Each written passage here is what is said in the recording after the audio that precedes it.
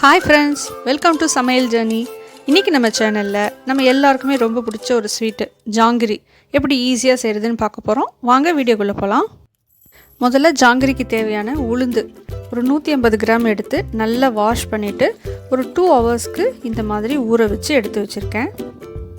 ஜாங்கிரி செய்யறதுக்கு நமக்கு சக்கரை பாகு வேணும். அதுக்கு 150 கிராம் உளுந்துக்கு நான் 300 கிராம் சக்கரை எடுத்திருக்கேன். ஜாங்கிரியோட கலருக்கு நான் கொஞ்சமாக குங்குமப்பூ எடுத்து 2 டீஸ்பூன் அளவுக்கு சுடு தண்ணியில் ஊற வச்சுருக்கேன். வாசனைக்கு 3 ஏலக்காயை நான் நல்லா பொடி பண்ணி இப்படி எடுத்து வச்சுருக்கேன். இது கூட 3 drops rose essence, 1 table spoon அளவுக்கு நெய். இப்போ எல்லா இன்க்ரீடியன்ஸும் ரெடியாக இருக்குது. இப்போ நம்ம சக்கரை பாகு செய்ய ஆரம்பிச்சிடலாம். முதல்ல இந்த மாதிரி ஒரு பேனில் ஸ்டவ் ஆன் பண்ணுறதுக்கு முன்னாடி சர்க்கரை நம்ம எடுத்து வச்சுருக்கோம் இல்லையா 300 கிராம், அதை போட்டு அது நினைகிற அளவுக்கு தண்ணி ஊற்றி கரண்டியாலேயே இந்த மாதிரி கரைச்சிக்கலாம். பாருங்கள் நல்லா கரைஞ்சிருச்சு. இப்போ ஸ்டவ் ஆன் பண்ணி நல்லா கொதிக்க வச்சுக்கலாம்.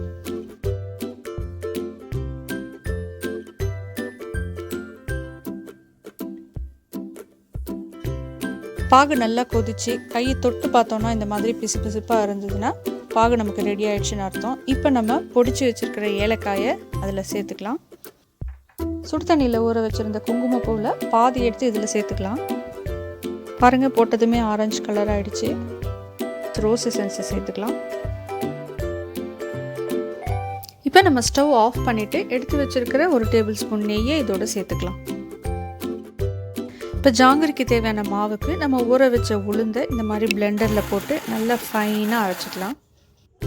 அரைக்கும்போது மாவில் ரொம்ப தண்ணி விடாமல் இந்த மாதிரி அரைச்சி எடுத்துக்கணும். இப்போ இந்த மாவோட கலருக்கு நம்ம ஊற வச்ச குங்குமப்பூவில் பாதி தண்ணி இருக்குது, அதை இதில் நான் சேர்த்துக்க போகிறேன். ஜாங்கிரியோட கலர் ரொம்ப ஆரஞ்சாக வேணும்னா நீங்கள் ஃபுட் கலர் யூஸ் பண்ணிக்கலாம். இப்போ இந்த மாவை ஒரு விஸ்கை யூஸ் பண்ணி நான் இந்த மாதிரி கலந்து விட்டுக்கிறேன். இப்படி பண்ணுறதுனால நமக்கு மாவு நல்லா சாஃப்டாகவும் ஸ்மூத்தாகவும் இருக்கும். அப்போ தான் நமக்கு ஜாங்கிரி டிசைன் நல்லா வரும்.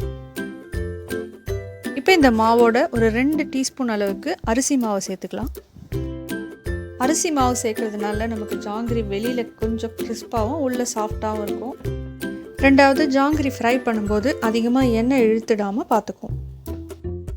இப்போ மாவு நல்லா ரெடியாக இருக்குது. இதை நான் கேக் டெக்கரேஷனுக்கு யூஸ் பண்ணுற பைப்பிங் பேக்கில் ஃபில் பண்ணி வச்சுக்க போகிறேன். இப்போ ஜாங்கிரி ஃப்ரை பண்ணுறதுக்கு இந்த மாதிரி அகலமான ஒரு பேன் எடுத்துக்கலாம். அதில் தேவையான அளவுக்கு எண்ணெயை விட்டு லேசாக காய வச்சுக்கலாம். எண்ணெய் லேசாக சூடாயிடுச்சு. இப்போ நம்ம ஜாங்கிரியை பிழிய ஆரம்பிச்சிடலாம். எண்ணெயோட சூடு கொஞ்சம் அதிகமாக இருந்தால் கூட நமக்கு டிசைன் சரியாக வராது. மாவு நல்லா விஸ்க் பண்ணி க்ரீம் மாதிரி ஸ்மூத்தாக இருந்தால் தான் நமக்கு டிசைன் கரெக்டாக வரும். பாருங்கள் மாவு நல்லா ஃப்ளோ ஆகி அழகாக டிசைன் வருது.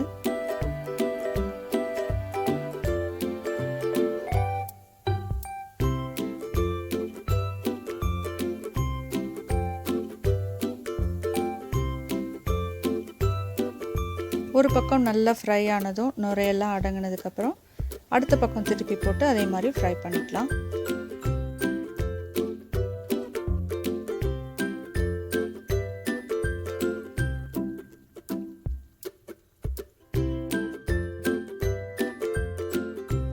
இப்போ 2 பக்கமும் நல்லா ஃப்ரை ஆகிடுச்சு. இப்போ நம்ம ஆயிலேருந்து ரிமூவ் பண்ணி நம்ம ரெடி பண்ணி வச்சுருக்க சுகர் சிரப்பில் டிப் பண்ணிடலாம்.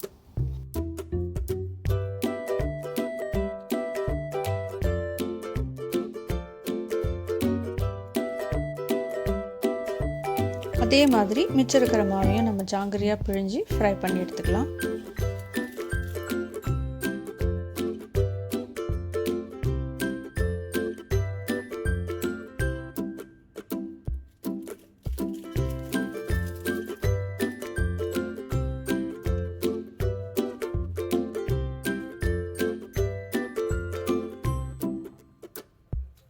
சிரப்பில் ரொம்ப நேரம் ஊற வைக்க வேண்டாம். ஒரு 2 நிமிஷம் ஒரு பக்கம், இன்னொரு பக்கம் இன்னொரு 2 நிமிஷம் ஊற வச்சுட்டு நம்ம எடுத்து வச்சிடலாம்.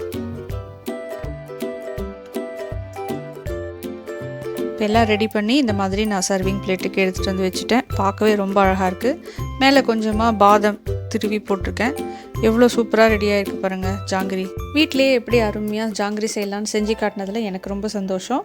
நீங்களும் இதை செஞ்சு பார்த்துட்டு உங்கள் கமெண்ட்ஸை கீழே இருக்க கமெண்ட்ஸ் பாக்ஸில் கொடுங்க. உங்களுக்கு இந்த வீடியோ பிடிச்சிருந்ததுன்னா மறக்காமல் லைக் பண்ணுங்கள், உங்கள் ஃப்ரெண்ட்ஸோட ஷேர் பண்ணுங்கள், அப்படியே சேனலை சப்ஸ்கிரைப் பண்ணுங்கள். இன்னொரு இன்ட்ரெஸ்டிங்கான ரெசிபியோட நான் உங்களை சமையல் ஜர்னியில் சந்திக்கிறேன். அது வரைக்கும் பாய்.